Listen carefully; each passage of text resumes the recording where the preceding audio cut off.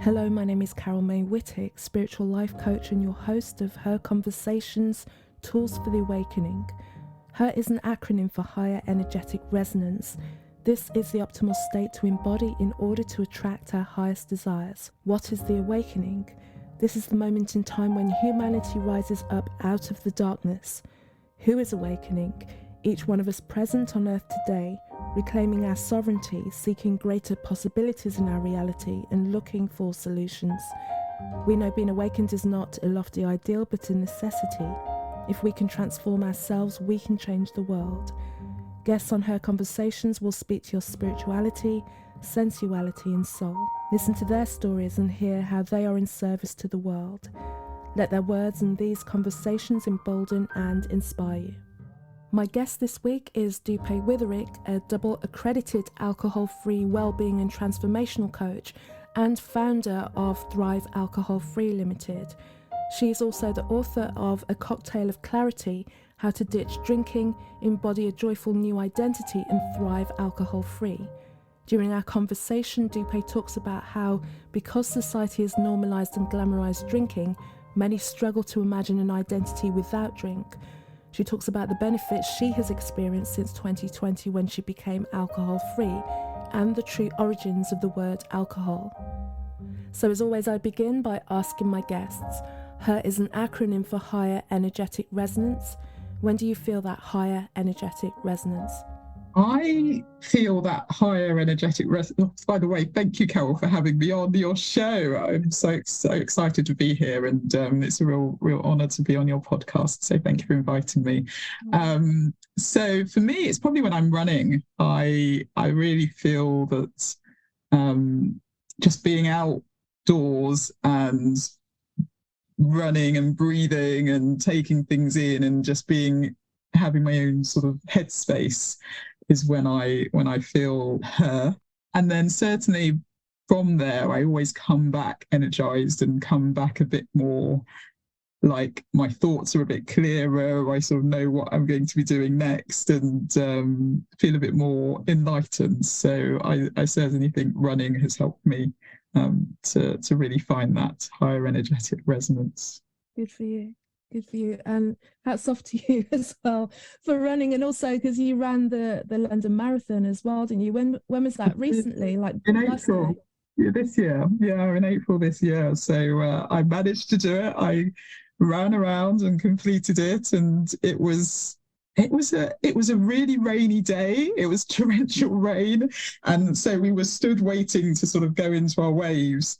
And as soon as we got to the start line for our wave, the heavens opened and we were all drenched before we even started running, and then you're sort of running in the rain. So that wasn't much fun, but managed to get through it, and it was an amazing atmosphere and really seeing London in a different light, being able to run over Tower Bridge and go past the Cutty Sark and all the different things. And then I actually you go through Canary Wharf and you sort of see London in a very different light. Normally you're on the tube or in a taxi or whatever, and so being able to run through it, and the crowds, considering the rain, were amazing. So I would recommend it to anyone who gets the chance to do it. It's great fun. A lot of training beforehand, a lot of work, but the day is worthwhile. Congratulations to you. And it used to be something that was on my I'd love to run the marathon one day.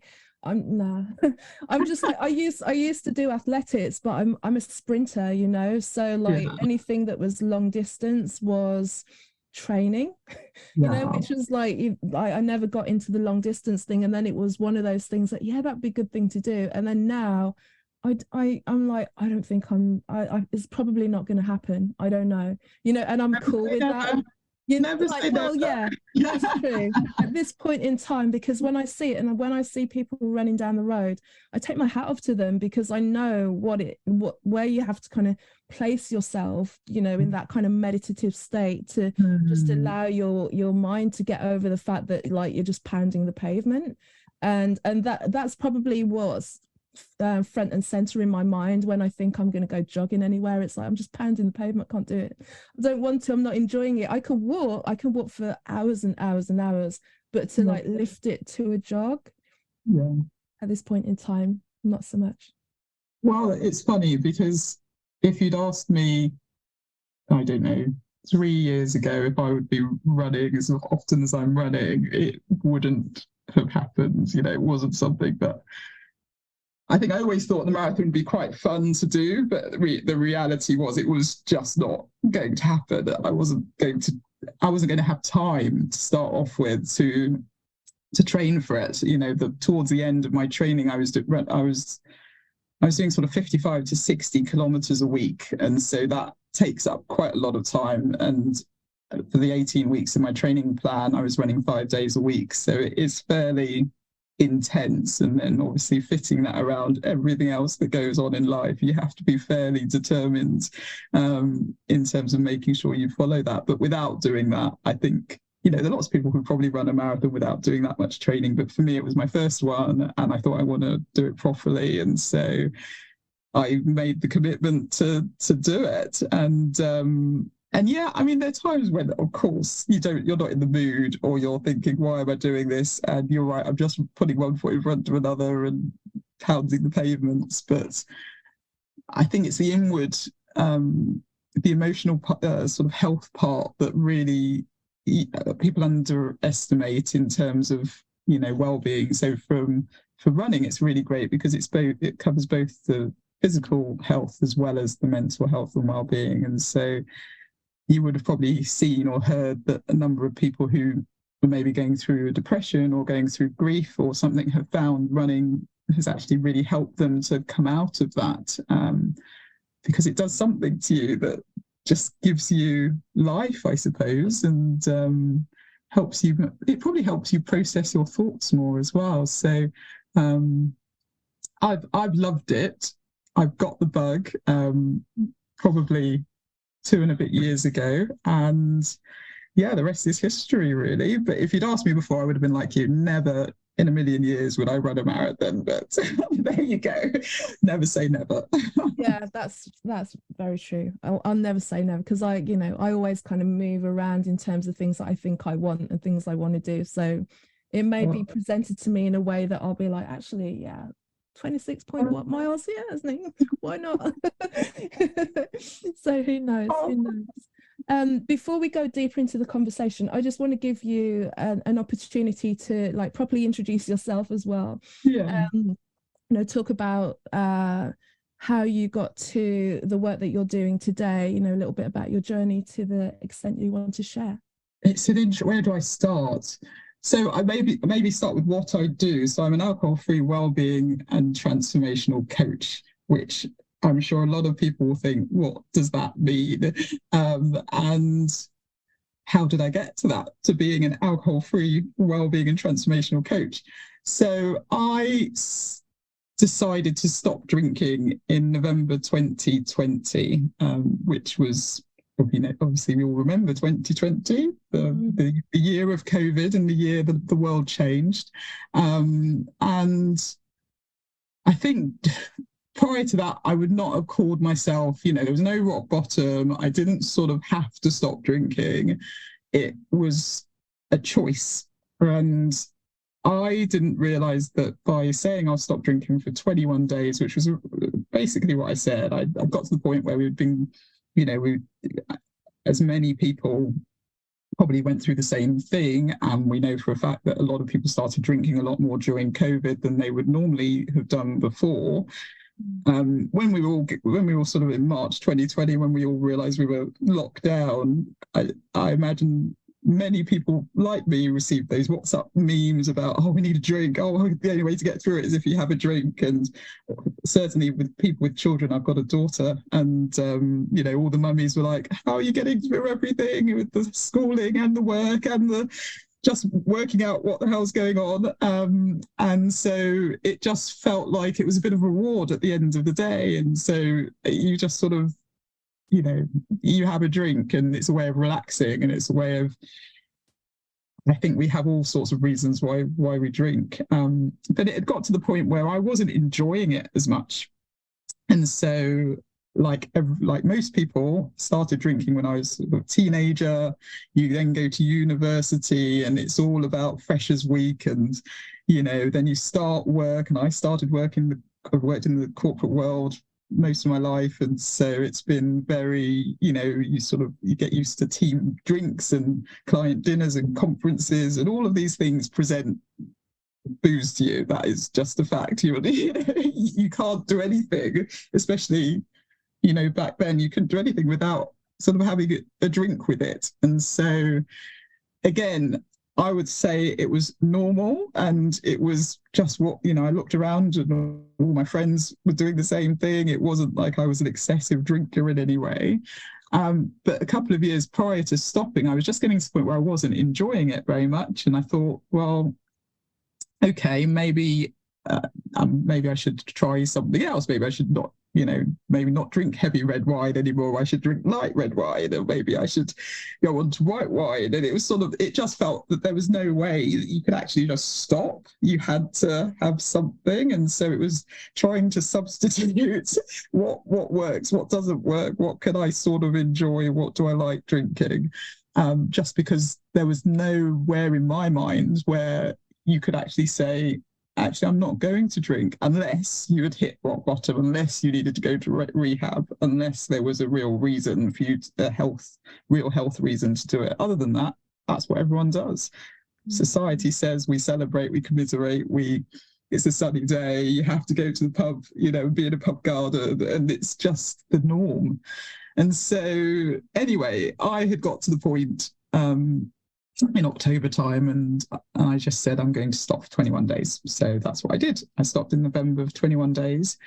And a lot happened during those 21 days, which I now look back at and feel that it was meant to be, that I was meant to have stopped drinking. And there was a reason for that, because I discovered things and communities and just different things that made me think, actually, this is something that I've quite enjoyed doing. And it got to the end of the 21 days and I thought, well, I'll keep going. I'll try and do 30. And then it was just before Christmas and I was like, there's no way I'm not going to drink over Christmas and New Year. That'd be bonkers. We've got our traditions and we've got our rituals. And so I'm always going to have a glass of champagne in the morning with my salmon, and I'm always going to have a glass of red wine with my turkey dinner and all of the rest of it. And, you again start justifying it to yourself, but managed to not drink over Christmas and New Year and just carried on. And so then in January, I thought I'd been thinking about coaching and I thought I would love to do it, but never felt like I had enough time on my hands. And again, an opportunity sort of presented itself for me to train as a transformational coach. And I could work out how I could make it work from a timing perspective, because I suddenly had all this time. You don't appreciate how much time you suddenly gain by not drinking, because it's not just about the drinking, it's the thinking about drinking. And so I trained as a transformational coach, not really knowing anything about niching or about what you would do with it. I just wanted to I wanted to help people. And as I carried on through my journey, I suddenly had this real desire to help other women to realize that actually being alcohol-free is a choice, and there's so many things that come out of it. By ditching this one thing, you open the door to so many endless possibilities that you just want to share it with people, and you want to, no judgment or anything, but you just want others to realize this is a real superpower. And it's probably the best kept secret, that by ditching alcohol, you give yourself permission to be brave and to try different things and to really fully live where you think you're living and you're not really. And even, I didn't have a bad life. My life was pretty good. We went on nice holidays. We went to the theatre. We did, we had a pretty, it was a good life. I had a good job, and, all the things were fine. But I think there was something that was holding me back from being fully me and my authentic self. And that's what I've discovered by ditching drinking. So then I went on to qualify as a sober coach as well as a transformational coach, and that's what's led me to become an alcohol-free wellbeing and transformational coach, where I help women who know they want to stop drinking deep down, but don't know where to start. And I help them to do that easily, but then realize that there's so much more to life, and help them improve all areas of their life so that they can thrive alcohol-free. Gosh, there's so much to ask you. I think the first thing that would come to my mind were, what were the first realizations that you had? Maybe they were just a little subtle. Some days they were subtle, or maybe some days they would be kind of like a big, the sun comes up and everything kind of changes. Because I'm trying to think, because I don't drink, but I can't truly remember when I just said I'm not going to do it anymore. I think it just tapered off to a point where I realized the only person I'd only drink when I was with one person. After a while, it was like, well, I only actually ever drink when I'm with this one person. And even then, we don't necessarily like drink the best drinks. And I was by no means a connoisseur, but I'd like to at least try and have not the vinegar, at least something. But yeah. It was just always it was like we could communicate with each other as long as we were like slowly intoxicating ourselves. And then as well, like we it didn't always have to go to a level of intoxication. It was taking the edge off the kind of awkwardness. And as I realized, because the friendship no longer is there in my life anymore, there was a level of falsity about that connection anyway, that was being kind of kept together by us just being slightly off center, by keeping a drink between us as well. So and it was, and when that, I can't even remember if it was that made me, like, by not seeing her anymore, that I stopped drinking. But after a while, I just didn't drink. And also I'd kind of gone through a period where I wasn't really necessarily socializing that much, and I didn't want to be like a solo drinker. There was no fun in that for me, because drinking had always been something I'd done around people. So I was on my own, and I didn't want to drink, and I didn't feel the need to kind of drown any kind of sorrows. If anything, because I was going through healing things, I was getting to the point of starting to feel it all and allowing myself to feel it all. So what were the little things that you noticed that started to shift for you, like on a day-to-day basis, big or small, when you got deeper and deeper into your 21 days and that became 31 and 2 months and so forth? Yeah, so it's interesting. I've had this niggle, I think, for a while before I stopped, and it just kept getting a bit stronger and stronger. Sort of, you need to stop drinking, because it was like the truth will set you free. It sounds weird, but that was the feeling I had, that there was something that was holding me back. And I think, to the point that I'd have like a glass and just not feel that good about it. And you have this sort of foggy head constantly that just you're not quite on form. And you think that's just the reality, that's just life. And I think it was more the fact that I was questioning, why am I doing it? And it was really because it's what I've always done. It was a habit. But I wasn't enjoying it. And I just kept getting this feeling that said, there's more to life, and just get rid of this thing. Just stop doing it. You don't need it. There's more. I just got the sense there was more on the other side, and I resisted that for a long time, because what would people think? How do you live without alcohol? I was one of these people who, if you said to me you didn't drink, I'd be either trying to force it down you, or I wouldn't trust you, because I'd be like, there's something wrong with you, you're miserable, or you must live such a dull life. I mean, how could you not drink? It's everything, right? It's the thing that keeps us all together, and it's what we all have in common. And to your point, they're not genuine relationships, and you do realize who ends up being sort of a genuine friendship after that. And then it's tricky. It is a tricky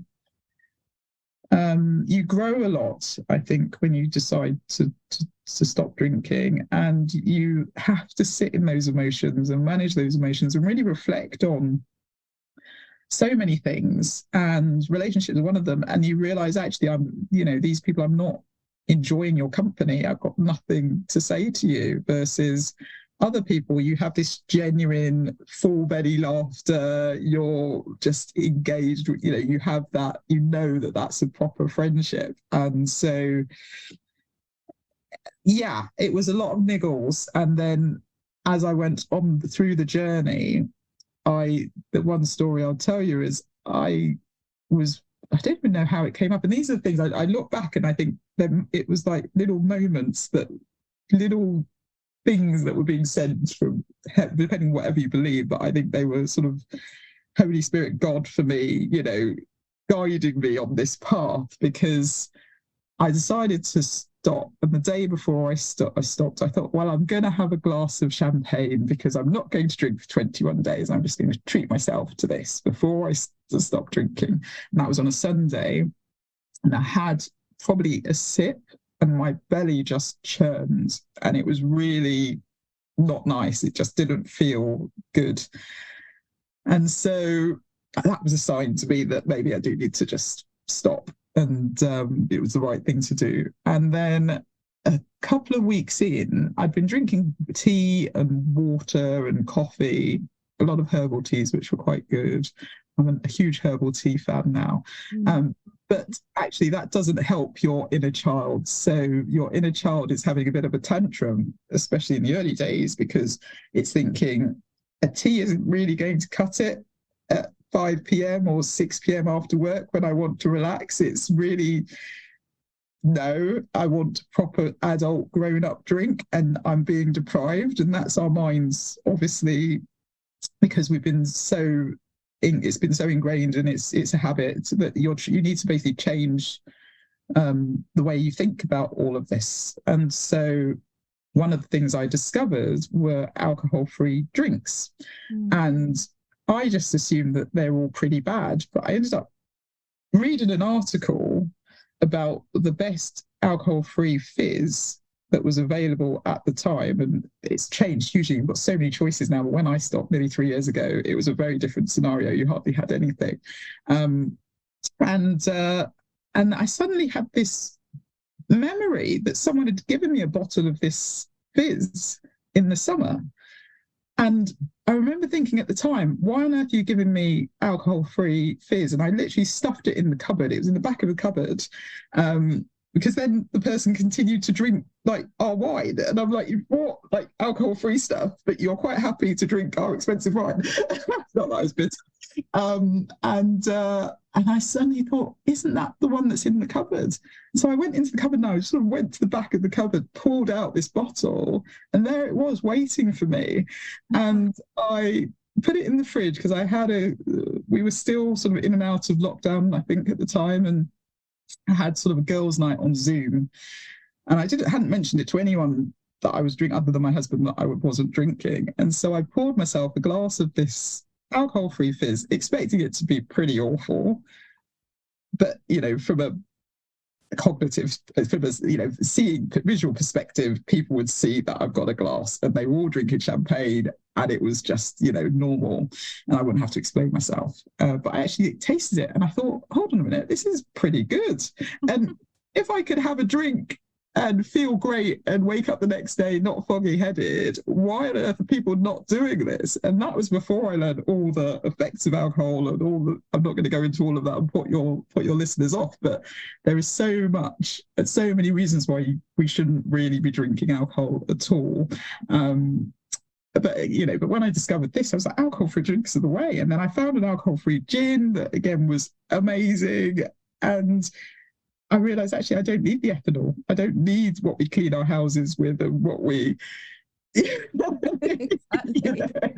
what we fill our cars up with to have fun. I need, I'm quite happy with it. And I think once I discovered that, then I discovered that actually there's a whole community of people who have chosen to stop drinking and they're living their best life, and the rest is history, really. But it took in that 21-day period that I'd given, so much happened that made me then think, oh, well, why would I go back? And as it carried on, that was the question. And now I'm sure I could have a drink if I wanted to. One, I'd probably be quite severely ill because obviously I haven't done for a while, but there's nothing stopping me having a drink. But I'm thinking, well, why would I when my life has fundamentally changed since, and I've grown as a person and developed, and I've even written a book. So I know. yeah, it's amazing. And the to kind of just echo onto that non-alcoholic drink and quote unquote spirit, industry is just like massive, isn't really? And like some of those, those substitutes that you will still add like tonic water or soda water to, some of those bottles are equal, if not more expensive than a bottle of like relatively good gin. Like I've seen them, some of them like hitting the £30 mark, for like the best part of a litre. I've tried some because I used to do a lot. Actually, this would be interesting as well. Interesting on your thoughts on this, because I used to do a lot of work in expos and exhibitions. So, I'd be up and down the country in kind of different like markets and things like that. But one of the ones that I used to do when I used to do work around health food, and I used to do like turmeric supplements and CBD and that kind of thing, was BBC Good Food Show, which is probably one of the biggest ones that there is in the NEC, like massive. And there was so many like little stands that were, it was about the time that gin seemed to be the spirit, that everyone was coming out with their version of gin. There was so many small companies that were like popping up and doing their new gin, and I'm like, I mean, hats off to them, but it just seems like such a majorly saturated market to enter into. It's like, it must cost fortunes just to get to the point where you've got a bottle that you like, let alone what goes into it, but respect the whole thing, because I know it's got to take a long time to do that. But I always there were two things that stuck out for me that I remember as products that, when, because people always like standing there and offering you samples and trying to get you to taste and everything. And I had to walk away because I'm like, there's no way anyone's buying this. There was one that was a Prosecco or a wine that had collagen in it. And then there was a wine that had CBD. So, and because I kind of was working with CBD, I really understood the kind of the whole mechanism behind CBD and why it's good for the body and all this kind of the endocannabinoid, all of those things. But I'd be like, one, like the amount of CBD that was in these, they did it in cans, like little, the little kind of glass can size, whatever that is. And then they had like bottles of it. And one, because I've been selling CBD, I kind of know like the amounts and like the percentages and like how much this stuff costs. People are spending like £300 on a bottle of 40% CBD. And then you've got this wine, who knows how good or bad it was, because I never even went there with it, that has got like a trace amount of CBD in it anyway, but then you're managing to kind of like market it and sell it back to women, especially as this kind of like cutesy kiki drink that one is going to take the edge off, which alcohol will do anyway, but because you've got the CBD, then it's going to like kind of tamper your anxiety. Or then you've got the collagen in the Prosecco that you drink it and then, it's giving you like a mini facial. It's like the marketing around the whole idea of like really kind of like making alcohol a necessity and also kind of infusing some health into it has been, I don't know, like it was wild to me. And like I said, I had to, one, I'm a salesperson, so I understand pitches, but this, as somebody who knows a little, like it's like common sense will tell you about alcohol, but then there's no CBD in here that's going to make any difference. You wouldn't be able to sell it because you need to go through a load of licensing. It's crazy what gets kind of like mixed in the mix to like push it onto women to say this is a good thing. Absolutely. And I think that's fundamentally why we are where we are, because it has been pushed on women probably from the 90s, I would say. Before that, there weren't, I wouldn't say women were big drinkers. And then you had the whole Ladettes movement, then you had Sex in the City, and you had all of those things that actually made sort of drinking, women who drank and could keep up with the men, that was what it was all about. And you sort of you look back and think it was a really good marketing ploy, but it's ingrained in our society now. And again, you can't be a mother without having a drink, and you have to have this wine o'clock and, you know, mummy juice and all of that sort of culture that's been created. It's really interesting when you think about adverts for any of this stuff. People look so glamorous and so having a great time. They're in a lovely bar or in like a garden somewhere or on a, you know, on a beach or front or whatever, and it's all so glamorous. They don't show you the next day. They don't show you what people look like. You know, having had a night on the, you know, out or whatever, and it's all very, let's show you what we think people want to see. And that's why so many people then question it, because they'll be looking around, especially women, you know. You think about a lot of women when it comes to sort of confidence and self-esteem, and it can be a thing for people, you know. Anxiety is a thing for people, and many people. And comparison, which I always say is the thief of all joy, but we do it to ourselves so much, and we see pictures of people, you know, on Instagram or whatever, just looking like they're having the best time with the cocktail, and you know, you sort of, it's just, it's bonkers, because then you actually read about what alcohol is and what it isn't, and the fact that no amount of alcohol is good for your body, even though we've been promoted for years that red wine's good for your heart. I mean, it's just not true.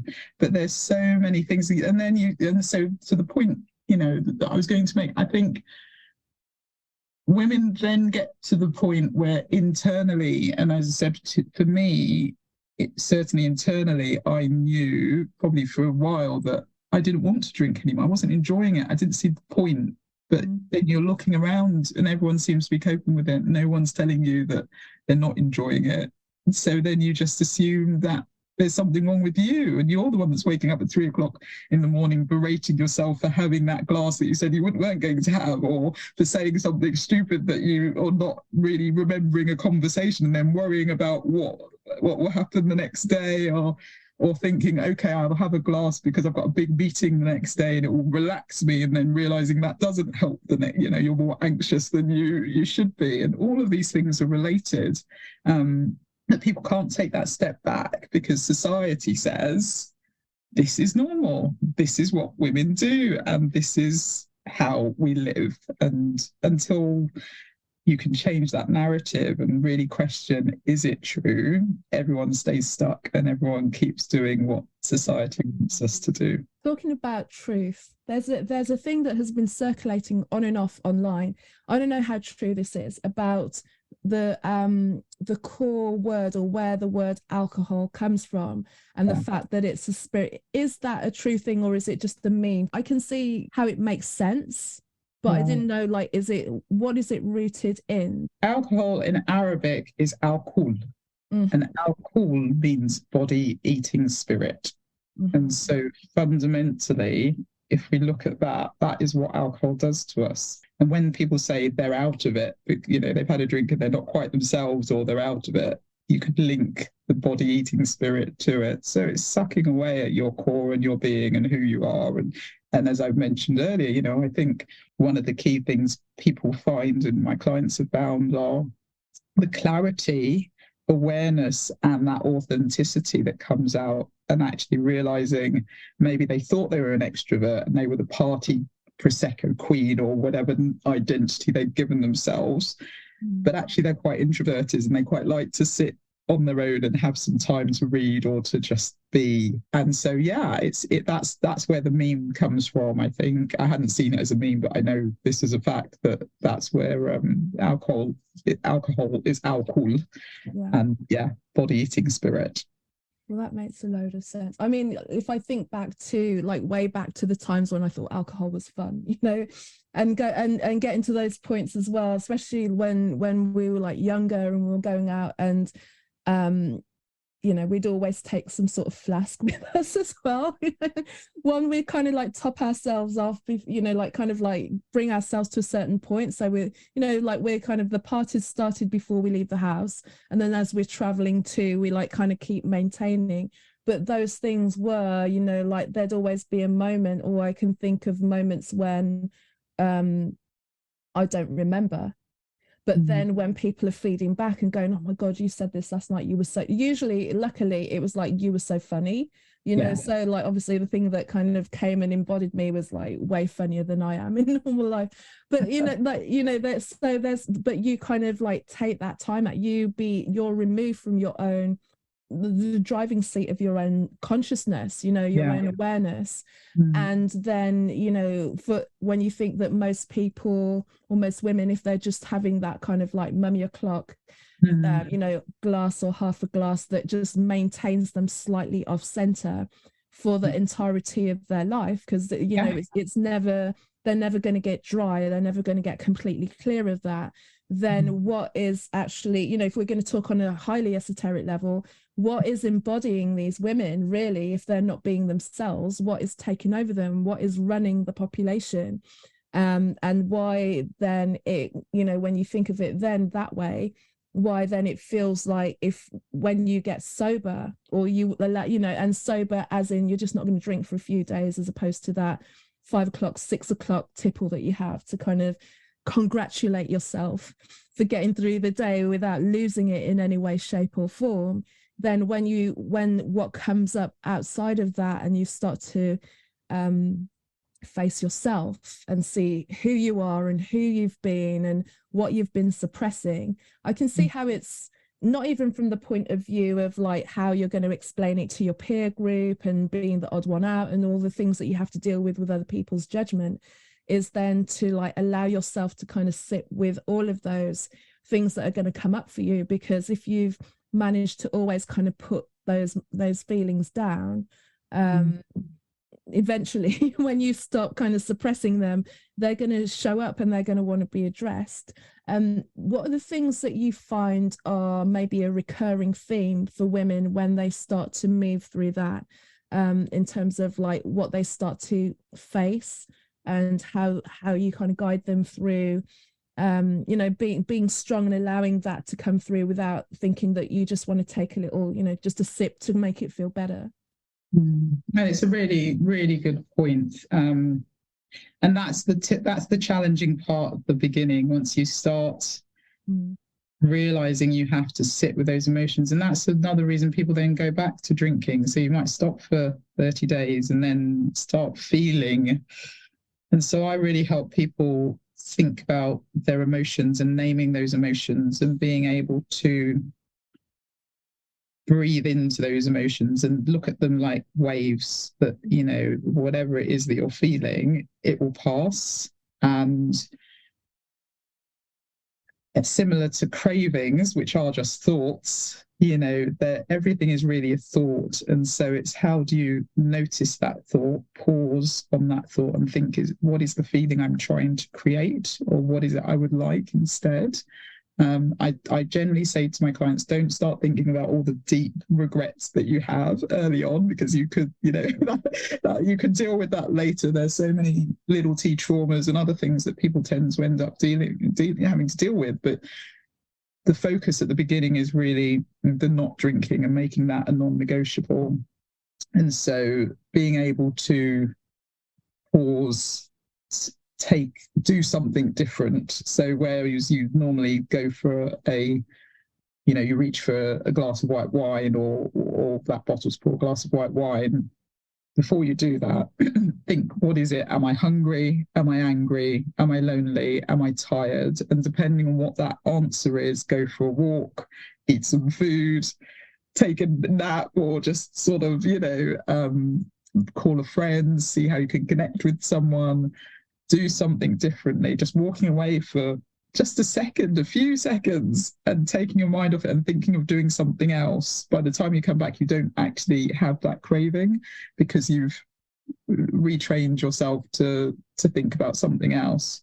But one of the other things I would say is sugar is a massive thing. And so what people find is they substitute alcohol for sugar, because you underestimate, no matter what you drink, the amount of sugar that's in alcohol is a lot. And so when you stop, a lot of people turn to sugar as an alternative and start eating lots of chocolate and biscuits and everything else. And so again, I always recommend things like juicing and doing like a big green juice. That always takes that sort of need for food, that craving for sugar away.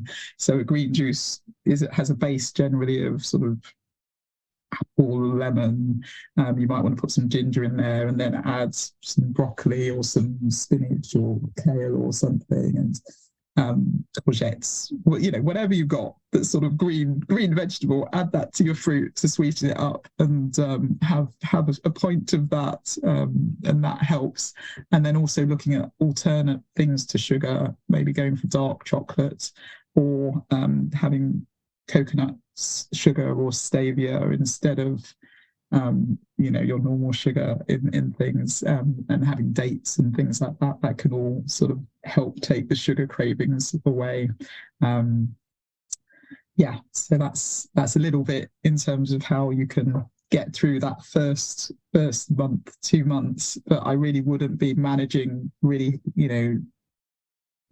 deep emotions at the beginning. You want to learn how to just manage emotions. They'll come, but try not to dwell on them, because then you end up reaching for that glass and not wanting to deal with them too much. So it's all about alternative things you can do instead, and noticing and being more aware of your thoughts, and the fact that you can absolutely control your thoughts. And we think we can't. We think that thoughts come, but a lot of our thoughts are automatic, and so sort of 90% of our thoughts every day are automatic. And so that's why people end up in the same cycle that they've been in for weeks or for months or for years, because their thoughts keep coming up. And unless you challenge those thoughts and really think, is that true? Or can I think a different thought? Or can I not expose myself to the news and social media as soon as I get up, which then puts me in that cycle of everything's crap and the world is going to end and we're all going to, we're not. You can go into a whole whirlwind of things, but if that's your habit every morning, you're not actually setting yourself up in the right way anyway. So there are lots of tools and techniques, and I encourage people to get or to create an alcohol-free toolkit, which are a combination of things that will help them as they go through the journey. So once someone's really got that, and really starting to feel strong with those things, I suppose the next hardest challenge is they're coming out, and like making their decision public, because it's one of those things that, because it's so part of the culture, you can't really get, unless you're a hermit, you can't get away with people not knowing that you don't drink. I mean, you can fluff it for a while, but I would suspect that there comes a point where people actually want to make it known that that's no longer part of their identity. So how do you guide your clients to struggle, to get through their struggles with that, and the invariable backlash that they're going to get? Because that's the way that everyone's wired. So how do you help them through that part? Yeah, it's a great question, and it isn't. You don't necessarily get the backlash that you expect to get. So one of the things I say is you really want to start owning that new identity. And when you come across as someone who's very confident in that decision, people don't question it as much. It's when you're sort of wavering and say, you give the impression that actually it's not something that I'm still sort of on the fence about it. I might do it. People read into that, and that's when you get people saying, "Oh, go on, have a drink," or "Go on, I'm sure you're not going to do this forever," and you can, just one's not going to hurt, and all the rest of it. But if you can get to a point, and again, it's retraining of the brain and you feeling comfortable. And I absolutely say you don't have to tell anybody. You can sort of keep it as quiet. And there are, a lot of restaurants and bars and pubs now do alcohol-free options. And you could look like you're, if you order an alcohol-free gin and tonic, you would look like you're drinking with everybody else. So there are ways around it. But really, people ask you the question. What I've found is that people will say to me, "What are you drinking?" people that don't know me, and then I'll say I don't drink, and you might get a look, or you might get a curiosity, and I'll just say I'll have this, and that's it, and there's no sort of questioning or wavering, and then you get people two spectrums at that point. You get the people that sort of just respect it and just carry on with whatever they're doing, and you carry on with the conversation. You get others who are quite curious, and they say, oh, okay, how comes you don't drink, and how did you stop drinking, and what was the reason? And again, I say to my clients, feel free to say as much or as little as you want, depending on where you are on the journey. But for me, it's sort of, I tell my story. I sort of say just wasn't doing anything. It wasn't serving me, and my life's so much better without it. And then when you say that to people, there's this, oh, okay, tell me a bit more. And the people that are generally asking those questions are then, you're putting a mirror up to them, and they're thinking, why am I drinking? And actually, I don't enjoy drinking that much. And they're really wanting to learn, and then they'll try an alcohol-free drink. Because if I go anywhere, generally, like to like social gatherings in homes and friends and lunches and things like that, I'll take my own alcohol-free stuff, and inevitably everyone else drinks it, and I don't drink any of it. And then I think people that then go on and drink normal, sort of wine, and I've got nothing left. But the fact they've been curious enough, and they want to try, and they're like, oh, actually, this isn't too bad. And then a number of people who I know who still drink, of course, but they've changed their habits slightly. So they're drinking that alcohol-free gin or wine or whatever in the week, and it's only on weekends that they're drinking the real stuff. And so even if it's sort of subtly changing people's mindset, I think that's something that we can all do quite well as non-drinkers, just to give people a different perspective, and also tell bars and restaurants they need to have options for people that don't drink, and more options. And you were talking about events and earlier, and I find the catering world is probably the most behind when it comes to all of this. If you go to conferences, they automatically give you red wine, white wine, or water. You might get some warm orange juice if you're lucky, but it's not exactly. Again, it's this whole, if you're at a conference or if you're at an event, then you need to have wine or wine. So again, I think it's slowly changing, but it's not easy. And I would say myself and clients and people that I know who don't drink, when you're finding community has really helped. And if you can find a community of people, like-minded people who are on the same wavelength, there are times I'll go out and I forget that the world doesn't drink, because I surround myself by positive messaging on being alcohol-free, and the fact it is actually a real blessing and a superpower. It isn't a negative thing, but as you say, a lot of society might think it is quite negative, or you've had an issue, or there's whatever reasons. But the majority of people, their biggest regret, who have now gone on to stop drinking, their biggest regret is that they didn't do it sooner. So there's something in there, I think, and we'll see more and more of it. I'm not advocating a teetotal world, or no one should drink or anything like that, and there's no judgment at all. I just think people should have the choice and feel like they have a choice, and that they're not being penalized or hindered in some way because they choose not to drink, and then that they're also choices for people when they go out and things.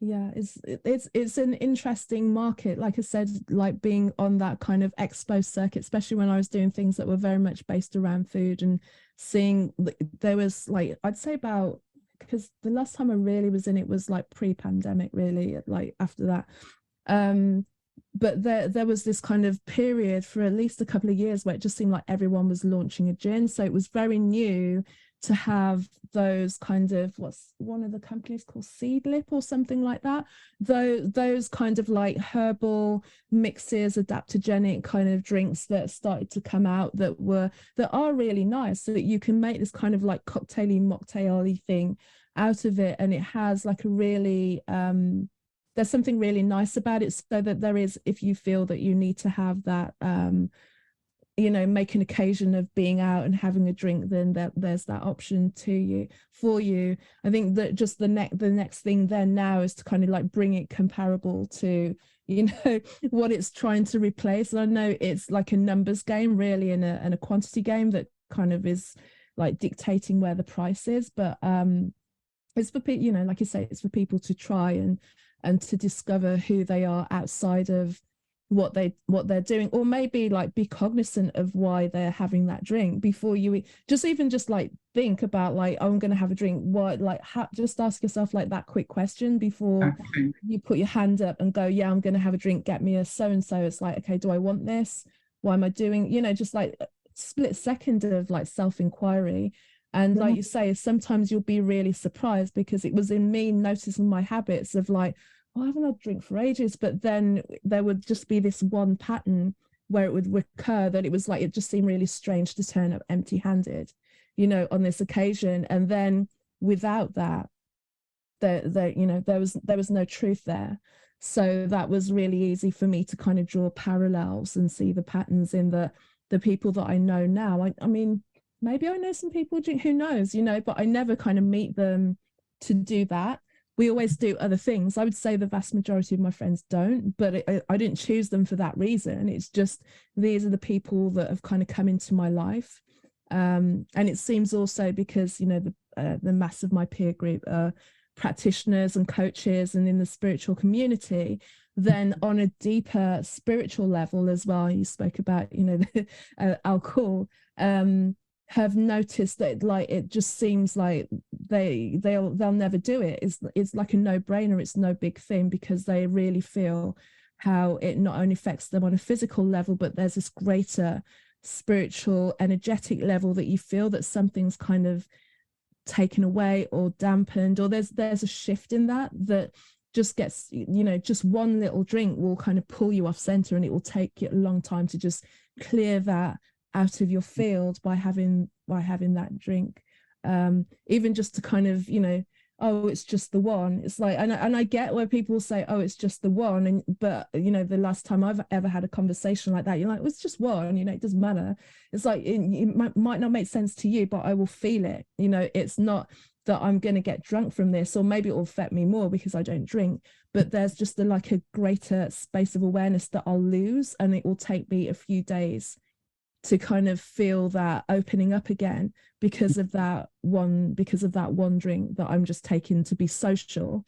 Like, I won't enjoy the social because I'll be sitting there judging myself more than anything, and just feeling that I've let myself down by caving to that moment, knowing the problems that it's causing me, or knowing what it's costing me to have that one drink to be social in that instance. And that's the challenge that I think a lot of people have, because they may be questioning their relationship with alcohol, and then what they go to is I'm going to moderate. And moderation just doesn't work, because to your point, you're constantly questioning yourself, berating yourself, because you're inevitably not doing what you say you're doing. You're breaking promises to yourself, and so as a person you just feel awful all the time, because it's okay, I'm going to moderate. So what does that mean? Right, it means I can't drink Monday to Thursday. Okay, what happens on a Wednesday when I've had a bad day? Oh, I need a drink. Oh, will I have a drink? Shall I have a drink? I need to wait till Friday. And it's just this constant chatter in your head that you really don't need. And so, go ahead and moderate if you want to, but I feel you either want to just keep drinking as you are, or you stop. Moderation just confuses you, and it really just adds to your angst that you really don't need. So that's probably a longer topic, but I wanted to highlight that moderation maybe isn't the best way to go either. Good point to that. Before we close up, I just want to find out a little bit more about your book. Thank you. Yeah, it's called A Cocktail of Clarity, How to Ditch Drinking embody a new identity and thrive alcohol-free.